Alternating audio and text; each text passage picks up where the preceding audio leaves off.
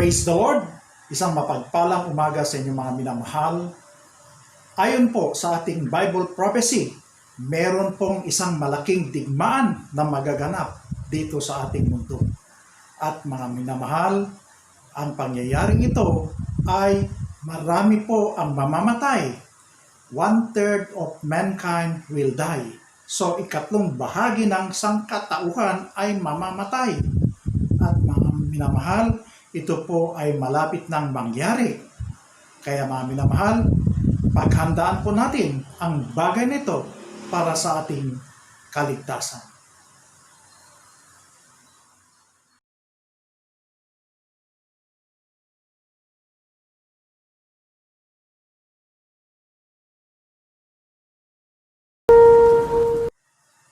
Praise the Lord!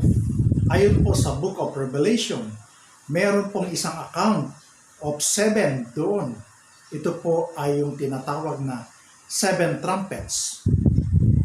Ito po ay mga sumusunod: first trumpet, second trumpet, third trumpet, fourth trumpet, fifth trumpet, sixth trumpet, seventh trumpet.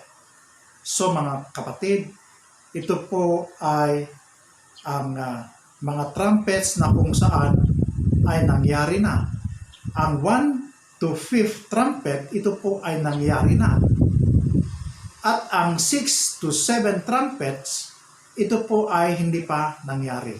So mga kapatid, ang ating tatalakayin sa umagang to ay ang 6th trumpet na kung saan ito po ay magaganap, hindi po magtatagal dito sa ating mundo. So mga kapatid, makinig po kayo ng mainam. At basahin ko po ang nilalaman ng Revelation. Dito po sa Revelation chapter 9 verse 13 ng King James Version. And the sixth angel sounded, and I heard a voice. Talon po tayo ng Revelation 9:14, saying, Loose the 4 angels which are bound in the great river Euphrates.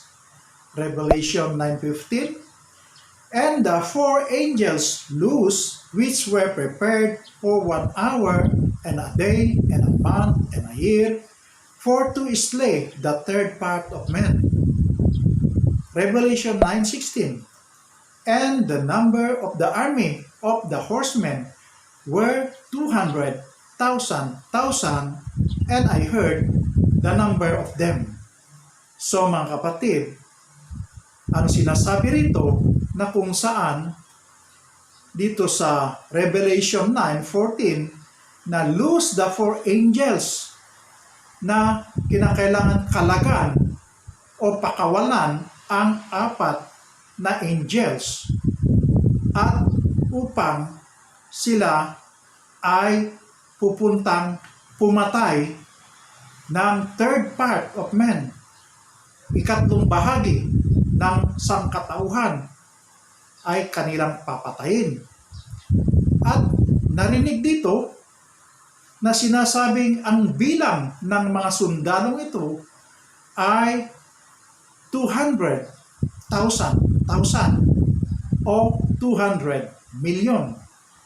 So ayon po sa Bible prophecy, sinasabi yung 4 na angels na ito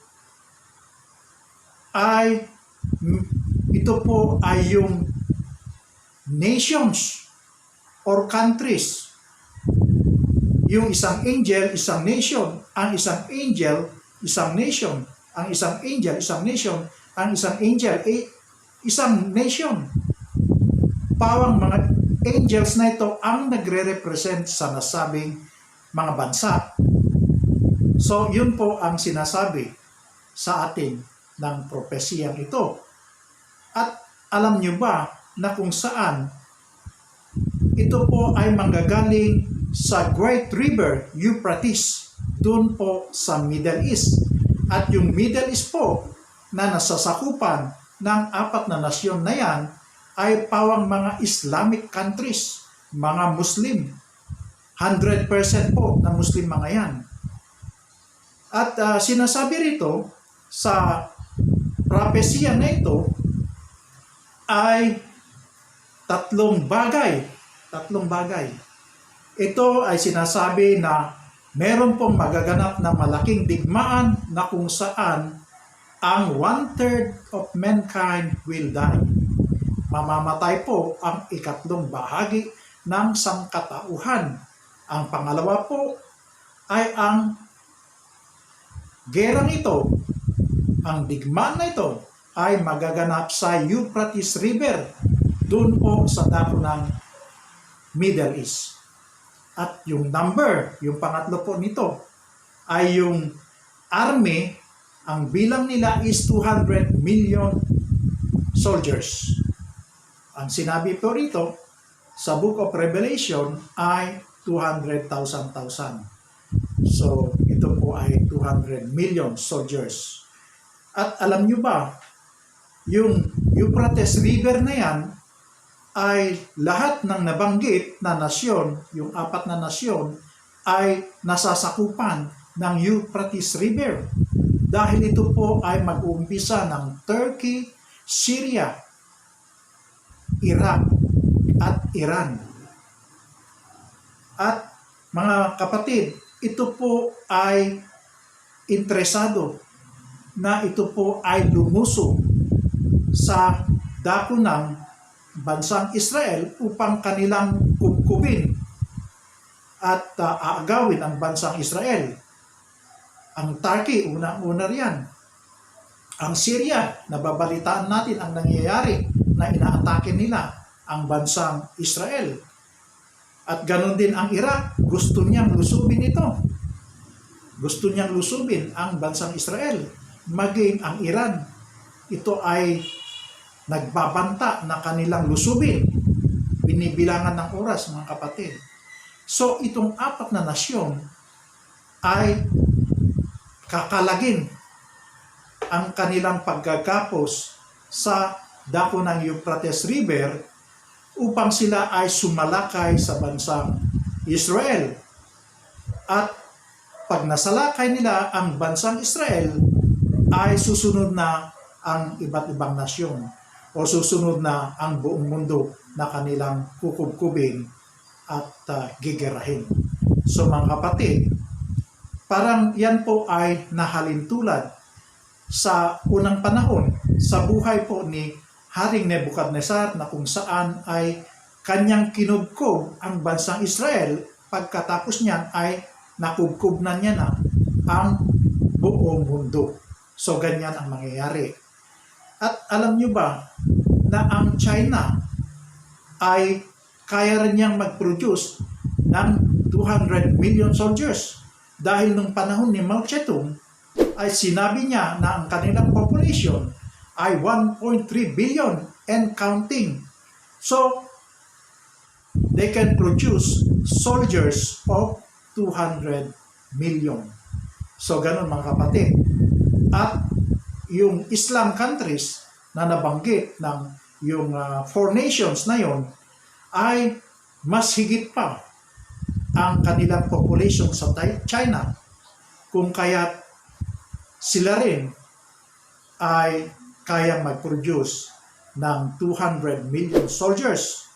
At sa nakikita ko, mga kapatid, malamang na ang mga Muslim countries na ito ay siyang mag-umpisa ng digmaan na tinatawag na World War III, mga kapatid.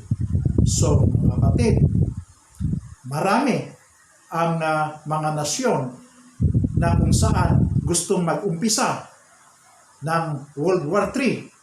Ito po ay ang China, ang North Korea, maging ang Russia, at mga iba pang mga bansang malalaki, maging sa kanilang superpowers. At sinasabi rito na yung 1/3 of mankind will die. At alam nyo ba na ang mamamatay na 1/3 ay 2.3 billion people, still counting. Dahil ang ating population ngayon is 7 billion. So, ang mamatay is 1/3 at ang makakasurvive ay 2/3. So yung 2/3, alam niyo ba mga kapatid, na yung 2/3 na susurvive, mahahati sa dalawa. Mahahati sila.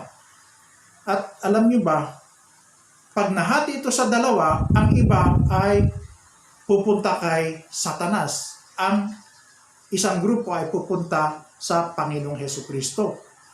Ganun po ang tao. Yung magsusurvive, yung matitira, dalawa lang ang pupuntahan. Either Satan sa lake of fire or Jesus Christ sa eternal life. So mga kapatid, tayo po ay mamili kung saan tayo sasama. Kay Satan o kay Jesus Christ. At alam niyo ba, kung ang kay Hesukristo tayo susunod o sasama, ay kinakailangan na tayo po ay ma-born again para makita natin ang kaharian ng Diyos. Tayo po ay makapasok sa kaharian ng Diyos. Kinakailangan tayo po ay magpabautismo sa pangalan ni Hesukristo upang mapatawad ang ating makasalanan at magmamana tayo ng buhay na walang hanggan. Mga kapatid, kailangan humanda tayo. Maghanda tayo sa darating na gerang ito na kung saan ay nakakatakot dahil mga superpowers na ang kanilang gagamitin na panggera, panglaban sa mga sangkatauhan. Kung tayo ay walang kakayahan dahil tayo ay tao lamang, wala tayong kakayahan, ay ang sandalan natin ay ang Panginoong Hesukristo lang. So, pag mangyari ito at hindi magtatagal, mangyayari ito dahil sinasabi po ito ng banal na kasulatan, ito po ay mangyayari sa hindi magtatagal. Mga kapatid, ito po ay yung tinatawag na sixth trumpet. Ang sixth trumpet ay yung makasurvive ng sixth trumpet, ito po ay makakapunta sa susunod ng kabanata ng ating buhay, which is the seven trumpets na kung saan ito po yung tinatawag na Battle of Armageddon. Kaya mamili tayo kung kanino tayo sasama sa Panginoong Hesukristo dahil sa seven trumpet darating ang Panginoong Hesukristo. Kaya kung doon tayo kasama, tayo ay safety na at tayo po ay magmamana ng buhay na walang hanggan. At kung Satan sasama, hanggang doon na lamang. At pagdating ng Panginoon, itatapon niya ang mga ito sa karagat-dagatang apoy na kung saan walang pahinga, puro kahirapan na. Puro pahirap doon ang gagawin ni Satanas sa mga mapupunta sa impyerno. Puro paghihirap ang mangyayari doon, mga kapatid. Kaya mga kapatid, mag-isip-isip kayo at hanggang dito na lamang. God bless you.